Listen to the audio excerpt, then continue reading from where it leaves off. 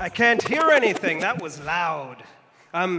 It's amazing to be here gathered on the traditional land of the Mi'kmaq people. So don't forget to say miigwech to the Mi'kmaq people.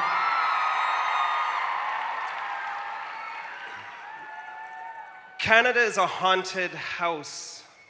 We have a lot of bones in our basements, secrets in our attics, stains on our sheets that we've carelessly flung into the hamper and forgotten about. The sepia glimpse of a sullen Cree child's face at her school desk when we walk with friends to school on a brilliant autumn morning. The flash of an Inuit boy dead by his own hand, forcing us to close our closet door too fast. The weeping of a young Stolo girl left abused and bleeding by her teacher, chasing us from our laundry room downstairs. At least 6,000 names of children who were taken away from their parents and forced into residential schools and who never returned home have been collected by the Truth and Reconciliation Commission. The Commission fears the number may be higher than 30,000. Maybe the statement needs to become a question. Do we want to live in a haunted house for the rest of our lives? The time for a national reckoning, it's arrived. The original peoples of Canada have suffered a multi-generational cultural genocide. We have experienced genocide as if it's a tsunami in slow motion. We have witnessed a brutal tide rise up for 7 generations, destroying homes, swallowing families, drowning our children. But the Indigenous people of our country are still here. We're alive. We might even be sitting beside you right now. Our youth is the fastest growing population in this nation, and more than half of us live in cities and not on reserves. If you see our faces at the grocery store or the movie theater or the restaurant, we're still here.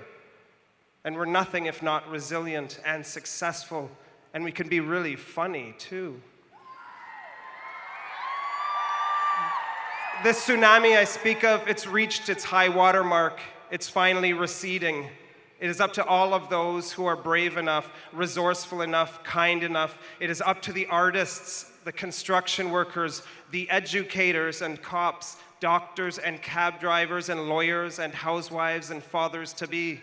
It is especially up to you, the students gathered here today, to become the beachcombers of this nation, to wander the wrecked shorelines with your Indigenous brothers and sisters and gather the remnants, the glittering detritus of so many destroyed lives, and help begin to patch it back together again.